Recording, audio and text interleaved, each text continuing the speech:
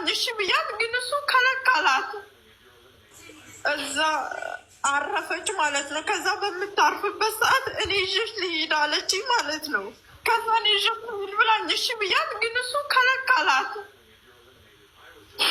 ከዛ ሲከለከላት እሷ አይሚን እሱ ወንድሟ ስለሆነ ኦፍኮርስ ወደ እሱ ነው የምታደላ። ደግሞ ሰው ሲመጣ እንደ ደህና ሰው ሪያክት ያደርጋሉ ማለት ነው። ጥሩ ሰዎች ይመስላሉ ሰው ሲመጣ፣ ግን እንደዚህ በአይናቸው ሁሉ እንትን ይሉኛል። ኢቨን ኢፍ ሰው ምግብ ሰጥቶ ስበላ በአይናቸው ይገርፉኛል ማለት ነው። ከዛ ሰው የሆነ ነገር ካለኝ ምናምን ከነሱ ጋር ምናወራሽ ተብዬ ይቀጠቅጣል። ይሁን የሚያስጠላ የምትታቂያለሽ እንጃ እንዴት ብዬ ልንገርሽ። አሁን የምንሳስበው እዚህ ጋር እንዲህ ሰው ቁሞ የሚሄድ ሁሉ በጣም ይገርመኛል።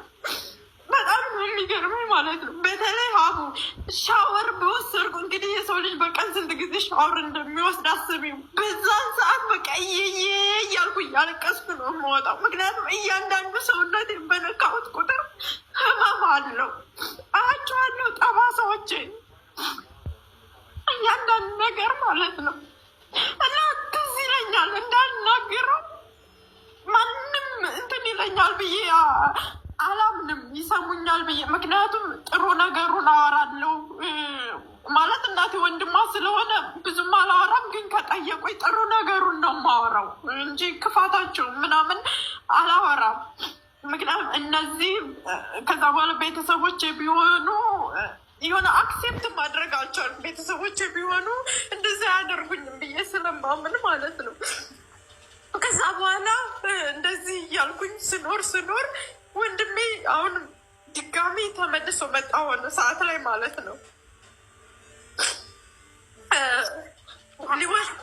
ውሃ ላጠገብሽ፣ ውሃ ብትጠጪ ጥሩ ነው። ራስሽን እንዳያመሽ ትንሽ ውሃ እየጠጣሽ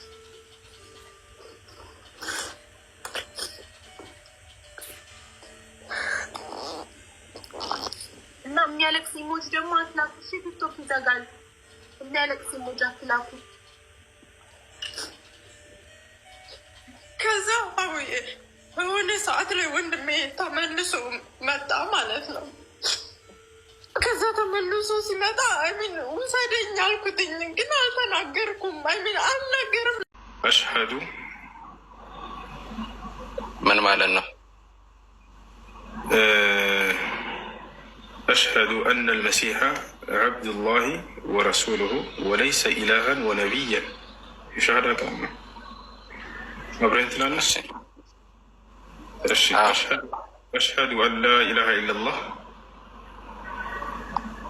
አሽሀዱ ኢላ ኢላሃ ኢለላህ።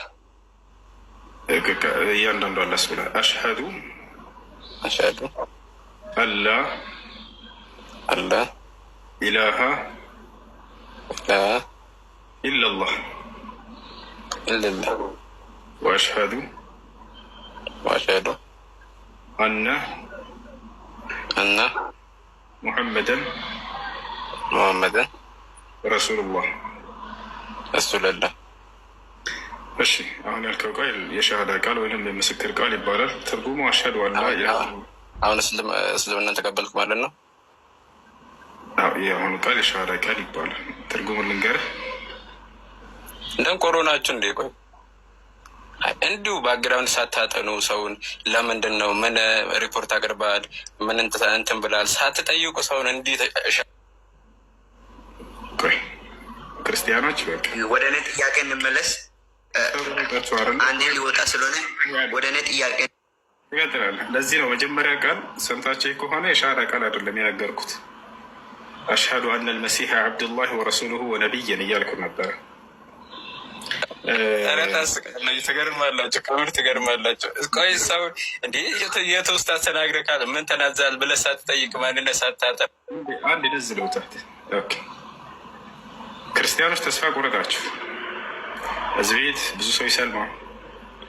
ተደብቃችሁ ታያላችሁ፣ እናውቃለን። ላይቫቸውን ከፍታችሁ ሁሌ በሚሰልሙ ሰዎች ንዴታቸውን ትገልጻላችሁ። ንዴታቸውን ረሱልን በመሳደብ ትገልጻላችሁ። ይሄን ንዴታችሁን ያውና እናንተ ራሳቸው ድራማ እየሰሩ መተው አሁን ድራማ እንደሚሰራ ምን አይነት ነገር ለማስመሰል ወጣችሁ። ለማንኛውም ዳዕዋ ወደ ነብይ ያያችሁ ወደፊት ብዙ ሰው ላይ ሰነት ያላችሁ እስከ ዛሬው ገና ይሄ አልተሰራም። እስካሁን ከዚህ በኋላ ገና ብዙ ህዝብ ይሰልማል ታያላችሁ። አንድ እስራኤላዊ ወጣት ልጅ እያስመለካችሁ ህዝቡ ሸውዳችሁ አይደል ቤተክርስቲያን ውስጥ። ከዚህ በኋላ ግን ይሄ ትውልድ አትሳደብ፣ መሳደብ አይደለም መሳደብ አይደለም። አዳምጠኝ ያለ ጊዜ ከዚህ በኋላ ግን ማለት ነው የሚሰማ ትውልድ ተፈጥሮባቸዋል። ስላሴ የለም መጽሐፍ ቅዱስ ላይ፣ የኢየሱስ ክርስቶስ አምላክነት የለም መጽሐፍ ቅዱስ ላይ። ቦታቸዋል አይደል? የመጨረሻ ተስፋ ቆርጣቸዋል። እንዴት ነሽ? ደህና ነኝ ማሪ፣ ሰላም ነሽ? አብዬ ስላስገባሽኝ በጣም አመሰግናለሁ። ይህን እድል ስላገኘው በጣም ነው የማመሰግነው። እውነት ከልቤ ከልቤ አብዬ በጣም ነው የምወድሽ ከምልሽ በላይ ቃላት የለኝም ላንቺ። አመሰግናለሁ። ፈጣሪ ይገድሽ የኔ ማር። እኔ በጣም ወድሻለሁ ከምልሽ በላይ ማለት ነው። አመሰግናለሁ የኔ ማር። እሺ ኑሪልን። አሚንማ አሚን የኔ ውድ። እሺ ሃይማኖቱን ጀምር። የምን እምነት ተከታይ ይሁን? ኦርቶዶክስ ይሁን። እሺ ኦርቶዶክስ። እድሜው ከ40 በላይ ቢሆንም ችግር የለብኝም። ጎበዝ አንበሳ። ይኸውላችሁ ብልህ ሴት እንደዚህ ነው የምትመርጠው። ብልህ ሴት ወጠጤ 20 ቤት ምናምን አትፈልግም። ብልህ ሴት 40 በስቷል። በቃ ወንድ ልጅ ከ40 በኋላ ምን ቀረው? ምን ይፈልጋል? ቤቴ ልጆቼ ትዳሬ የሚልበት እድሜ ነው። 40 ላይ ከገባ ውጭ አያይም።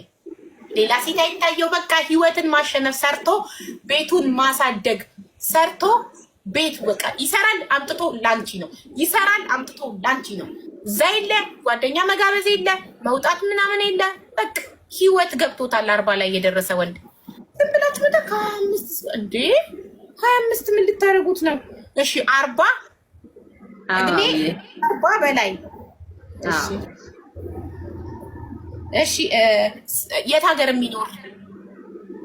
የትም ቢኖር ደስተኛ ነኝ። ኢትዮጵያ ቢኖርም ከኢትዮጵያ ውጭም ቢሆን እኮ መወሰን አለብሽ። አንቺን መኖር የምትፈልጊው ሀገር ቤት ነው ወይስ ከሀገር ውጭ ነው? ስለዚህ ያንን አስበሽ ሀገር ቤት ወይም ከሀገር ውጭ ማለት ትችያለሽ። እሺ ከሀገር ውጭ ይሁን። እሺ ዲጄ ጃምን አስገቡት። ቤተሰብ ባለው አንድ ቦታ ላይ አንድ ዲጄ ጃምን አስገቡት። እሺ ከሀገር ውጭ ነው መኖር የምትፈልጊው? አይ ሰርቼ መግባት እፈልጋለሁ፣ ግን ሀገሬን እወዳለሁ። ሰርተን መግባት እንችላለን። ያው ከሀገር ውጭ ቢሆንም ችግር የለብኝም። ኦኬ ከሀገር ውጭ።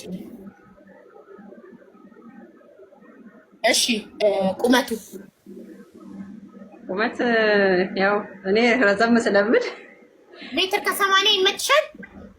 ይሆና ከሜትር ከ80 እስከ ሜትር ከ85። አዎ ችግር የለውም። ቁመት የእግዚአብሔር ስጦታ ስለሆነ ችግር የለብኝም የቁመት። አዎ ግን አንቺ ረጅም ሆነሽ ወንዱ ቢያጠር ይደብራል። እሺ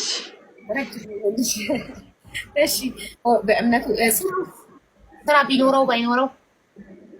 ስራ ቢኖረው አሪፍ ነው። ካሌለው ግን አብረን ሰርተን እንኖራለን። የዛሬዎቹ ትለያላችሁ። ዙዙም እንደዛው ካለው እሺ፣ ከሌለው ሰርተን አብረን እናድጋለን። ሚራም እንደዛው ብቻ ስራ የሚወድ ስራ የማይንቅ ትንሽ ነው ትልቅ ነው ስራ የማይንቅ እና አለው የማይል ትዳሩ ታምኖ የሚኖር ትዳሬ ነው ብሎ የሚኖር ሰው ያ አለው የማይል ማለት ማይጎርር ይሁኝ የማይል አዎ በቃ ለትዳሩ ታምኖ የሚኖር ሰው ማለት ነው። ጎበዝ አርፎ ትዳሩን ብሎ አንገቱን ደፍቶ ትዳሩን አክብሮ የሚኖር ሁላችንም እሱ አይነት ባል ነው የምንፈልገው። የሉም እንጂ እስር ቤት ነው ያሉት እንደሱ አይነት ወንዶች። አሁን ዙዙ ምን አለች? ምንም አይነት ሱስ የሌለበት የማይጠጣ የማይቅም የማያጨስ አለች። እንደሱ አይነት ወንድ ያለው እስር ቤት ነው። ለምን እስር ቤት ማቃም አይችል፣ ማጨስ አይችል፣ መጠጣት ስለማይፈቀድለት ስለማያገኝ። እሺ አንቺም ከሱስ የጸዳ ነው የምትፈልጊው? ሱስ ባይኖረው ደስ ይለኛል። ምንም ማለት ሱስ ማለት አንዳንድ ጊዜ አልፎ ከጓደኞቹ ጋር አትዝናና አልለውም። ኦኬ ጎበዝ። አዎ ነፃነቱንማ ልትሰጪው ይገባል። አዎ እሱን አልከለክለውም፣ ግን ሱስ ባይኖርበት ደስተኛ ነኝ። እሺ እና በመጨረሻ አግብቶ የፈታ ልጆች የወለደ ቢሆን ችግር አለው? አግብቶ ቢፈታ ችግር የለብኝም። ልጆች ግን አትፈልጊም? ህይወትን ስለቀመሰው። አዎ ይሄኛውን ህይወት ደግሞ በደንብ ጠንከር አድርጎ ይዘዋል። ልጆች ግን አትፈልጊም? ችግር የለብኝም። ልጆችም ችግር የለብሽም?